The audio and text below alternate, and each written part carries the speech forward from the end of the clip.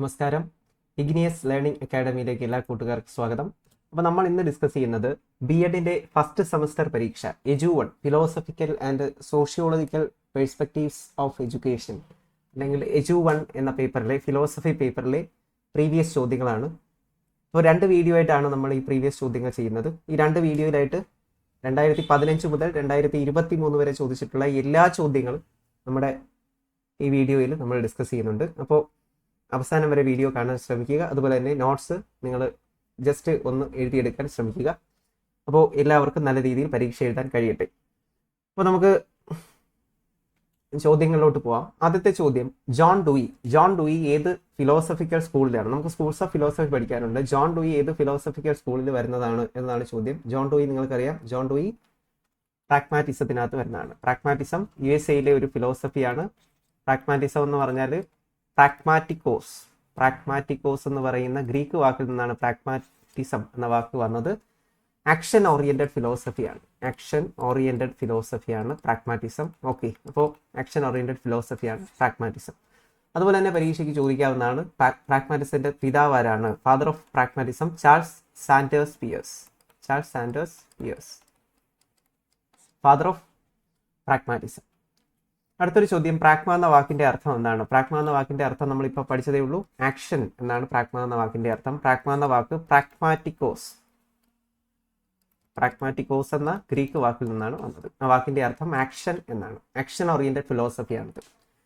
അടുത്തൊരു ചോദ്യം, which philosophy is suitable for the existing education system?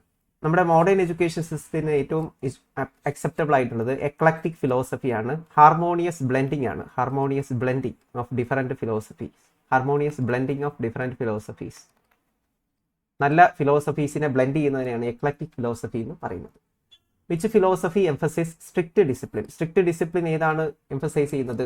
Idealism ആണ്. First philosophical സ്കൂളാണ് ഐഡിയലിസം എന്ന് പറയുന്നത്. ഫസ്റ്റ് ഫിലോസഫിക്കൽ സ്കൂൾ ആയിട്ടുള്ള ഐഡിയലിസം ആണ് സ്ട്രിക്റ്റ് ഡിസിപ്ലിനെ കുറിച്ച് പറയുന്നത്. അതുപോലെ തന്നെ ലെക്ചർ മെത്തേഡ് ഉപയോഗിച്ചത് ഐഡിയലിസം ആണ്. ഐഡിയലിസത്തിന്റെ ഫാദറാണ് പ്ലേറ്റോയാണ് ഐഡിയലിസത്തിന്റെ father. First school of philosophy idealism ആണ്. ബ്രാഞ്ചസ് ഓഫ് ഫിലോസഫി നമുക്ക് പഠിക്കാനുണ്ട്. പ്രധാനമായിട്ട് 3 ബ്രാഞ്ചസ് ആണുള്ളത്: മെറ്റാഫിസിക്സ്, എപ്പിസ്റ്റമോളജി ആൻഡ് ആക്സിയോളജി. ഇതിൽ മെറ്റാഫിസിക്സ് എന്ന് പറയുന്നത് എന്തിനെ കുറിച്ച് പറയുന്നു? നേച്ചർ ഓഫ് റിയാലിറ്റിയെ കുറിച്ചാണ് മെറ്റാഫിസിക്സ് പറയുന്നത്. എപ്പിസ്റ്റമോളജി നോളജ് റിലേറ്റഡ് ആയിട്ടുള്ളതാണ്, നോളജുമായിട്ട് ബന്ധപ്പെട്ട കാര്യങ്ങളാണ് പറയുന്നത്. ഇനി ആക്സിയോളജി ആണെങ്കിലോ വാല്യൂസിനെ കുറിച്ച് പറയുന്നു. അപ്പോൾ ഇത് ഓർത്ത് വെച്ചിരിക്കുക: metaphysics nature of reality, epistemology knowledge, axiology values. അപ്പോൾ വാല്യൂസിനെ കുറിച്ച് പറയുന്ന ഫിലോസഫി ഏതാണ്?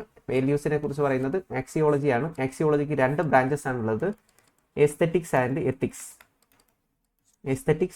എത്തിക്സ്. ഓക്കെ, ആക്സിയോളജിക്ക് 2 ബ്രാഞ്ചസ് ആണുള്ളത്: എസ്തെറ്റിക്സ് ആൻഡ് എത്തിക്സ്. അടുത്ത മറ്റൊരു ചോദ്യം, പ്രോജക്റ്റ് മെത്തേഡ് മുന്നോട്ട് വെച്ചത് ഏത് ഫിലോസഫിയാണ്? പ്രോജക്റ്റ് മെത്തേഡ് മുന്നോട്ട് വെച്ചത് പ്രാഗ്മാറ്റിസം ആണ്. പ്രോജക്റ്റ് മെത്തേഡ് ഇൻട്രൊഡ്യൂസ് ചെയ്തത് ആരാണ്? പ്രോജക്റ്റ് മെത്തേഡ് ഇൻട്രൊഡ്യൂസ് ചെയ്തത് W.H. കിൽപാട്രിക് ആണ്. ഓക്കെ, പ്രോജക്റ്റ് മെത്തേഡ് ഇൻട്രൊഡ്യൂസ് ചെയ്തത് W.H. കിൽപാട്രിക് ആണെന്ന് ഓർത്തു വെച്ചിരിക്കുക. Education should be A social process. Education അല്ലെങ്കിൽ വിദ്യാഭ്യാസം ഒരു സാമൂഹ്യ പ്രക്രിയയാണെന്ന് പറഞ്ഞത് ആരാണ്? ജോൺ ഡൂയി ആണ്. ഡെമോക്രസി ആൻഡ് എഡ്യൂക്കേഷൻ എന്ന ബുക്കൊക്കെ എഴുതിയത് ജോൺ ഡൂയി ആണ്. ജോൺ ഡൂയി ഒരു പ്രാഗ്മാറ്റിസ്റ്റ് അല്ലെങ്കിൽ പ്രോഗ്രസീവ് എഡ്യൂക്കേഷണലിസ്റ്റ് ആണ്. അപ്പോൾ എഡ്യൂക്കേഷൻ ഒരു സോഷ്യൽ പ്രോസസ് ആണെന്ന് പറഞ്ഞത് ജോൺ ഡൂയി ആണ്. അടുത്ത വീണ്ടും ബ്രാഞ്ചസ് ഓഫ് ഫിലോസഫിയിലാണ്. നോളജ് റിലേറ്റഡ് ആയിട്ടുള്ള ഫിലോസഫി ഏതാണ്? നോളജുമായിട്ട് റിലേറ്റഡ് ആയിട്ടുള്ളത് ഏതാണ്? Branch of philosophy deals with the structure of knowledge, it's structure, method and validity. അത് എപ്പിസ്റ്റമോളജിയാണ് നോളജ് റിലേറ്റഡ് ആയിട്ടുള്ളത്. എസ്തെറ്റിക്സ് ആൻഡ് എത്തിക്സ് എന്നൊക്കെ പറയുന്നത് ആക്സിയോളജിയുടെ ബ്രാഞ്ചസ് ആണ്. Metaphysics nature of reality. First school for A child's education. അപ്പോൾ first informal education centre ഏതാണ് എന്നതാണ് ചോദ്യം. First informal education centre ഏതാണ്? അത് ഫാമിലിയാണ് ഫസ്റ്റ് ഇൻഫോർമൽ സെന്റർ. എന്നാൽ ഫസ്റ്റ് ഫോർമൽ ആയിട്ടുള്ള ഏജൻസി ഏതാണ്? അത് സ്കൂളാണ്. ഓക്കെ, തെറ്റിപ്പോകരുത്. First informal agent of education and socialisation ഫാമിലിയാണ്. First formal agent of socialization, social control, and education is school. The mode of education without any specific purpose, fixed period and place. Without any specific purpose, fixed period and place. എന്താണ് specific ആയിട്ടുള്ള purpose ഇല്ല, fixed period ഇല്ല, place ഇല്ലാതെ ഉള്ള എഡ്യൂക്കേഷനെ അതിനെ വിളിക്കുന്ന പേരാണ് informal education. Informal എഡ്യൂക്കേഷൻ്റെ centres ആണ് പിയർ ഗ്രൂപ്പ്, പിയേഴ്സ്, അതുപോലെ തന്നെ നെയ്ബേഴ്സ്, അതുപോലെ തന്നെ നമ്മുടെ പാരൻസ്, ഫാമിലി, ഇവരെല്ലാവരും നമ്മുടെ ഇൻഫോർമൽ എഡ്യൂക്കേഷൻ ആണ്. അതുപോലെ തന്നെ ലൈഫ് ലോങ് എഡ്യൂക്കേഷൻ ആണ്. ഇൻഫോർമൽ എഡ്യൂക്കേഷൻ ലൈഫ് ലോങ് ആണ്. ലൈഫ് ലോങ് ലേണിംഗ് ആണ് ഇൻഫോർമൽ എഡ്യൂക്കേഷൻ എന്ന് പറയുന്നത്. അപ്പോൾ ടൈപ്സ് ഓഫ് എഡ്യൂക്കേഷൻ കൃത്യമായിട്ട് പഠിച്ചിരിക്കുക. അടുത്തൊരു ചോദ്യം, transmission of customs from generation to generation. പാരമ്പര്യ ഘടകങ്ങൾ നമ്മൾ കൈമാറ്റം ചെയ്യുന്നതിനെ ട്രഡീഷൻ അല്ലെങ്കിൽ പാരമ്പര്യം എന്ന് പറയും. Which one of the following is an obstacle to national integration. National ഇന്റഗ്രേഷൻ്റെ ഒബ്സ്റ്റക്കിൾ ഏതാണ്? നാഷണൽ ഇന്റഗ്രേഷൻ നന്നായി പഠിക്കുക. നാഷണൽ ഇന്റഗ്രേഷൻ്റെ ഒബ്സ്റ്റക്കിൾ ഏതാണ്? പ്രൊവിൻഷ്യലിസം ആണ്, പ്രാദേശികവാദം. പ്രാദേശികവാദം. അപ്പോൾ ബാക്കിയുള്ളത് secularism, economic development, cultural integration, ഇതൊക്കെ നാഷണൽ ഇന്റഗ്രേഷനെ സപ്പോർട്ട് ചെയ്യുന്നു. എന്നാൽ പ്രൊവിൻഷ്യലിസം, കാസ്റ്റിസം, കമ്മ്യൂണലിസം, അതുപോലെ തന്നെ ലിംഗിസം, ഇങ്ങനെയുള്ള ഇസങ്ങൾ, പലതരത്തിലുള്ള പ്രാദേശിക വിഘടനവാദങ്ങൾ നാഷണൽ ഇന്റഗ്രേഷൻ ഒരു ബാരിയർ ആണ്. What do we call unlawful use of violence for political aim? അപ്പോൾ നിയമപരമല്ലാതെ വയലൻസ് ഉപയോഗിക്കുന്നത് അതിനെ എന്ത് വിളിക്കും? ടെററിസം എന്നാണ് വിളിക്കുന്നത്. അടുത്തൊരു ചോദ്യം, spreading of cultural elements to society. Cultural elements ഒരു സമൂഹത്തിൽ നിന്ന് മറ്റൊരു സമൂഹത്തിലോട്ട് സ്പ്രെഡ് ചെയ്യുന്നതിനെ എന്ത് വിളിക്കും? കൾച്ചറൽ ഡിഫ്യൂഷൻ എന്ന് പറയും. Which one of the following is an aim of education according to naturalism? നാച്ചുറലിസത്തിന്റെ എയിം ഓഫ് എഡ്യൂക്കേഷൻ എന്താണ്? സെൽഫ് എക്സ്പ്രഷൻ ആണ് നാച്ചുറലിസം ഇമ്പോർട്ടൻസ് കൊടുക്കുന്നത്. നാച്ചുറലിസം എന്ന് പറയുന്നത് ലേണർ സെൻട്രിക് ആയിട്ടുള്ള ഒരു അപ്രോച്ചാണ് നാച്ചുറലിസം മുന്നോട്ട് വയ്ക്കുന്നത്. ലേണർ സെൻട്രിക് ആണ്. അതിനകത്ത് വരുന്ന വ്യക്തിയാണ് റൂസോ. ലേണർ സെൻട്രിക് ആയിട്ടുള്ള അപ്രോച്ചാണ് naturalism. Who do we call the approach that evaluates theories in terms of the success of their practical application? ഒരു തിയറിയുടെ പ്രാക്ടിക്കൽ ആപ്ലിക്കേഷൻ നോക്കിയിട്ട് അപ്രോച്ച് ചെയ്യുന്നത് ഏത് ഫിലോസഫിയാണ്? പ്രാക്ടിക്കൽ എന്ന് പറയുമ്പോൾ തന്നെ നമുക്കറിയാം അത് പ്രാഗ്മാറ്റിസം ആണ്. പ്രാക്ടിക്കൽ അല്ലെങ്കിൽ പ്രാഗ്മാറ്റിക്കോസ്, ആക്ഷൻ ഓറിയന്റഡ് ആയിട്ടുള്ള ഫിലോസഫിയാണ്. ബ്യൂട്ടിയുമായിട്ട് ബന്ധപ്പെട്ട വാല്യൂ ഏതാണ്? നമുക്കറിയാം രണ്ട് തരത്തിലുള്ള വാല്യൂ ആണുള്ളത്, ethical value and aesthetic value. Aesthetic value എന്ന് പറയുന്നത് ബ്യൂട്ടിയുമായിട്ട് ബന്ധപ്പെട്ടതാണ്.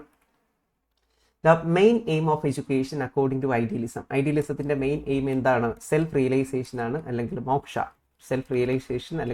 അല്ലെങ്കിൽ personality development, all round personality development. Moksha അല്ലെങ്കിൽ സെൽഫ് റിയലൈസേഷൻ ആണ് അൾട്ടിമേറ്റ് എയിം. സെക്യുലറിസം അല്ലെങ്കിൽ മതേതരത്വം എന്ന് പറഞ്ഞാൽ എന്താണ്? Respect all religion without favouring any religion. എല്ലാ മതങ്ങളെയും ഒരുപോലെ അംഗീകരിക്കലാണ്, ബഹുമാനിക്കലാണ് മതേതരത്വം എന്ന് പറയുന്നത്. Truth is that which we directly perceive. Directly നമുക്ക് മനസ്സിലാക്കാൻ പറ്റുന്നത് മാത്രമാണ് സത്യം അല്ലെങ്കിൽ ശരി എന്ന് പറഞ്ഞത് ആരാണ്? റിയലിസ്റ്റ് അപ്രോച്ചാണ്. റിയലിസത്തിനകത്ത് വരുന്നത് അരിസ്റ്റോട്ടിലാണ് ഏറ്റവും ഫേമസ് ഫിഗർ. അപ്പോൾ ശരിക്കും യഥാർത്ഥത്തിൽ നമുക്ക് അനുഭവിക്കാൻ പറ്റുന്നത് മാത്രമാണ് ശരിക്കും ഉള്ള സത്യം എന്ന് പറഞ്ഞത് ആരാണ്? അത് റിയലിസമാണ്. Which of the following is not an attribute of culture? കൾച്ചറിന്റെ ഘടകം അല്ലാത്തത് എന്താണ്? കൾച്ചർ ഷെയർഡ് ആണ്, ട്രാൻസ്മിറ്റീവ് ആണ്, ലേൺഡ് ആണ്. പക്ഷെ കൾച്ചർ ഇന്നേറ്റ് അല്ല, ജനിക്കുമ്പോൾ തന്നെ കിട്ടുന്നില്ല. കൾച്ചർ ഈസ് ലേൺഡ് എബിലിറ്റി, പഠിച്ചെടുക്കുന്നതാണ്. കൾച്ചർ പഠിച്ചെടുക്കുന്ന ഒരു ശേഷി ആണ്. ഓക്കെ, അപ്പോൾ കൾച്ചറുമായിട്ട് ബന്ധപ്പെട്ടിട്ടുള്ള കാര്യങ്ങളൊക്കെ ഓർത്ത് വെച്ചേക്കണം. അടുത്തൊരു ചോദ്യം, the customs, habits, traditions and artifacts that characterise people or a social group is called. അപ്പോൾ നമ്മുടെ customs, beliefs, norms, habits, traditions, ഇതിനെ എല്ലാത്തിനെയും കൂടെ നമ്മൾ എന്ത് വിളിക്കും? കൾച്ചർ എന്ന് വിളിക്കും, സംസ്കാരം. അടുത്ത വീണ്ടും ഒരു ചോദ്യം, the use of threat of violence ഉപയോഗിക്കുന്നു പറയുമ്പോൾ തന്നെ നിങ്ങൾക്ക് അറിയാം വയലൻസ് ഉപയോഗിക്കുന്നത് ടെററിസത്തിലാണ്. Unlawful violence for political aims, terrorism, ഭീകരവാദം. ഫാദർ ഓഫ് സോഷ്യോളജി എന്ന് പറയുന്ന ഒരു പുതിയ സബ്ജക്റ്റ് ആണ്. സയന്റിഫിക് സ്റ്റഡി ഓഫ് സൊസൈറ്റിയെ കുറിച്ച് പഠിക്കുന്ന പഠനശാഖയാണ് സോഷ്യോളജിയുടെ ഫാദർ ആരാണ്? അഗസ്റ്റ് കോംറ്റ്. എന്നാൽ എഡ്യൂക്കേഷണൽ സോഷ്യോളജിയുടെ ഫാദർ ആരാണെന്ന് പരീക്ഷയ്ക്ക് ചോദിച്ചിട്ടുണ്ട്. എഡ്യൂക്കേഷണൽ സോഷ്യോളജിയുടെ ഫാദർ ആണ് George Payne. Okay, George Payne ആണ് എഡ്യൂക്കേഷണൽ സോഷ്യോളജിയുടെ father of sociology Auguste Comte, father of educational sociology George Payne ആണെന്ന് ഓർത്തിരിക്കുക. തിയറി ഓഫ് മൊറാലിറ്റിയുമായിട്ട് ബന്ധപ്പെട്ടത് ഏതാണ്? മൊറാലിറ്റിയുമായിട്ട് ബന്ധപ്പെട്ട വാല്യൂ ആണ് എത്തിക്കൽ വാല്യൂ. ഓക്കെ, എത്തിക്കൽ വാല്യൂ മൊറാലിറ്റിയുമായിട്ട് ബന്ധപ്പെട്ടിരിക്കുന്നു. എസ്തെറ്റിക് വാല്യൂ സൗന്ദര്യവുമായിട്ട് ബന്ധപ്പെട്ടിരിക്കുന്നു. റിപ്പബ്ലിക് എന്ന പുസ്തകം എഴുതിയത് ആരാണ്? റിപ്പബ്ലിക് എന്ന പുസ്തകം എഴുതിയത് പ്ലേറ്റോയാണ്. പ്ലേറ്റോ ഫാദർ ഓഫ് ഐഡിയലിസത്തിന്റെ ഫാദർ ആയിട്ടുള്ള പ്ലേറ്റോയാണ് റിപ്പബ്ലിക് എന്ന പുസ്തകം എഴുതിയത്. പ്ലേറ്റോയുടെ എഡ്യൂക്കേഷൻ ആണ് സെവൻ സ്റ്റേജ് എഡ്യൂക്കേഷൻ പ്ലേറ്റോയുമായിട്ട് ബന്ധപ്പെട്ടിരിക്കുന്നു. അതുപോലെ തന്നെ പ്ലേറ്റോയുടേതാണ് അക്കാഡമി എന്ന എഡ്യൂക്കേഷൻ ഇൻസ്റ്റിറ്റ്യൂഷൻ ആരുടേതാണ്? പ്ലേറ്റോയുടെ സ്റ്റുഡന്റ് ആയിരുന്നു അരിസ്റ്റോട്ടിൽ. പ്ലേറ്റോയുടെ സ്റ്റുഡന്റ് ആണ് അരിസ്റ്റോട്ടിൽ. അത് ഓർത്തു വെച്ചിരിക്കുക. Science of values is known as science of വാല്യൂസിന്റെ കുറിച്ചുള്ളതാണ് ആക്സിയോളജി. മെറ്റാഫിസിക്സ് എന്ന് പറയുമ്പോൾ nature of reality. Sociology study of society. Epistemology എന്ന് പറയുമ്പോൾ എന്താണ്? എപ്പിസ്റ്റമോളജി എന്ന് പറഞ്ഞാൽ സംതിങ് കണക്റ്റഡ് വിത്ത് നോളജുമായിട്ട് ബന്ധപ്പെട്ടതാണ് epistemology. Science of values axiology ആണ്. Which of the following works as powerful barrier against vertical social mobility അല്ലെങ്കിൽ എന്താണ്? ഒരു സാമൂഹ്യ ശ്രേണിയിൽ മുകളിലേക്ക് പോകുന്നതിനെയാണ് വെർട്ടിക്കൽ സോഷ്യൽ മൊബിലിറ്റി എന്ന് പറയുന്നത്. അപ്പോൾ സോഷ്യൽ മൊബിലിറ്റിക്ക് എതിരായിട്ടുള്ളത് കാസ്റ്റ് പോലെയുള്ള അനാവശ്യമായിട്ടുള്ള ഘടകങ്ങൾ ആണ്. ബുനിയാണ്ടി ശിക്ഷ വളരെ നല്ലൊരു ചോദ്യമാണ്. ബുനിയാണ്ടി ശിക്ഷ ഏതിന്റെ മറ്റൊരു പേരാണ്? ബേസിക് എഡ്യൂക്കേഷൻ അല്ലെങ്കിൽ നായി തലീം അല്ലെങ്കിൽ എന്താണ് നമ്മുടെ ഗാന്ധിജിയുടെ ബേസിക് എഡ്യൂക്കേഷന്റെ മറ്റൊരു പേരാണ് ബുനിയാണ്ടി ശിക്ഷ. അപ്പോൾ 1937 ഈ പറയുന്ന ബുനിയാണ്ടി ശിക്ഷ അല്ലെങ്കിൽ ബേസിക് എഡ്യൂക്കേഷൻ കൊണ്ടുവരുന്നത്, അല്ലെങ്കിൽ വാർത്താ സ്കീം എന്നും ഇതിനെ വിളിക്കും. അപ്പോൾ ഇതിനെക്കുറിച്ച് പഠിച്ച കമ്മീഷനാണ് സക്കീർ ഹുസൈൻ കമ്മിറ്റി. എന്തിനെ കുറിച്ചാണ് പഠിച്ചത്? സക്കീർ ഹുസൈൻ കമ്മിറ്റി ഈ വാർത്താ സ്കീമിനെ കുറിച്ച് അല്ലെങ്കിൽ ബേസിക് എഡ്യൂക്കേഷനെ കുറിച്ച് പഠിച്ചു. ഇത് ക്രാഫ്റ്റ് സെന്റേർഡ് കരിക്കുലമാണ്. ക്രാഫ്റ്റ് സെന്റേർഡ് അപ്രോച്ച് ആണ്. ക്രാഫ്റ്റിന് വലിയ പ്രാധാന്യമുണ്ട്. ഒക്കേഷണൽ ആണ്. ബേസിക് എഡ്യൂക്കേഷൻ കൊണ്ടുവന്നത് ഗാന്ധിജിയാണ്. ബുനിയാണ്ടി ശിക്ഷ എന്നും അത് അറിയപ്പെടുന്നു. മറ്റൊരു ചോദ്യം, prepare the practical man of the world. Practical man എന്ന് പറയുമ്പോൾ തന്നെ നിങ്ങൾക്ക് മനസ്സിലായി, പ്രാക്ടിക്കൽ ആണ്, ആക്ഷൻ ഓറിയന്റഡ് ആണ്, പ്രാഗ്മാറ്റിസം. റെഗുലേറ്റഡ് ഫ്രീഡം, നിയന്ത്രിതമായിട്ടുള്ള സ്വാതന്ത്ര്യങ്ങൾ നൽകണമെന്ന് പറഞ്ഞത് ആരാണ്? നാച്ചുറലിസം ആണ്. നാച്ചുറലിസത്തിന്റെ ഫാദർ റൂസോയാണ്. നാച്ചുറലിസം റെഗുലേറ്റഡ് ഫ്രീഡത്തെ കുറിച്ച് പറയുന്നു. Regulated freedom. National integration day എന്നാണ്?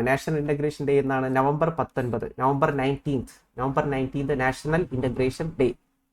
Residual aspects of culture or caste എന്ന് പറഞ്ഞാൽ എന്താണ്? നമ്മുടെ കാസ്റ്റ് പൂർണ്ണമായിട്ടും മാറിയിട്ടില്ല. ഇന്ത്യൻ സമൂഹത്തിൽ എവിടെയൊക്കെ കാസ്റ്റിന്റെ ചില ഘടകങ്ങൾ, അവശിഷ്ടങ്ങൾ നമുക്ക് കാണാൻ പറ്റും. അതിനെയാണ് റെസിഡ്യുവൽ ആസ്പെക്ട് എന്ന് പറയുന്നത്. അത് ഇംപ്ലിസിറ്റ് ആണോ എക്സ്പ്ലിസിറ്റ് ആണോ? ഇംപ്ലിസിറ്റ് എന്ന് പറഞ്ഞാൽ പ്രകടിപ്പിക്കുന്നത്. എക്സ്പ്ലിസിറ്റ് പ്രകടിപ്പിക്കൽ. ഇംപ്ലിസിറ്റ് എന്ന് പറയുമ്പോൾ പ്രകടമല്ലാത്തത്. അപ്പോൾ ഇതിൽ നമ്മുടെ ഇന്ത്യയിൽ ഇപ്പോഴുള്ള കാസ്റ്റ് സിസ്റ്റം എന്ന് പറയുന്നത് ഇംപ്ലിസിറ്റ് ആണ്. ഇംപ്ലിസിറ്റ് എന്ന് പറഞ്ഞാൽ പ്രകടിപ്പിക്കുന്നില്ല, പ്രൊജക്റ്റ് ചെയ്യുന്നില്ല, ഇംപ്ലിസിറ്റ് ആണ്. Education is continuous reorganisation and integration of experiences. എന്ന് പറഞ്ഞത് ആരാണ്? ജോൺ ഡൂയി ആണ്. Education is continuous reorganisation and integration of experiences എന്ന് പറഞ്ഞത് ജോൺ ഡൂയി ആണ്. അത് ഓർത്ത് വെച്ചിരിക്കുക. ജോൺ ഡൂയി ഒരു പ്രാഗ്മാറ്റിസ്റ്റ് ആണ്, പ്രോഗ്രസീവ് എഡ്യൂക്കേഷണലിസ്റ്റ് ആണ്. എഡ്യൂക്കേഷൻ ഒരു സോഷ്യൽ പ്രോസസ് ആണെന്ന് പറഞ്ഞതും ജോൺ ഡൂയി ആണ്. Education is continuous reorganisation and integration of experiences എന്ന് പറഞ്ഞത് ജോൺ ഡൂയി ആണ്. A person who is curious to learn is never satisfied may be termed as philosopher. ഒരിക്കലും എന്താണ് ക്യൂരിയോസിറ്റി അവസാനിക്കാത്ത ആളാണ് ഫിലോസഫർ എന്ന് പറഞ്ഞത് ആരാണ്? അത് ആരാണ് അങ്ങനെ പറഞ്ഞത്? പ്ലേറ്റോ.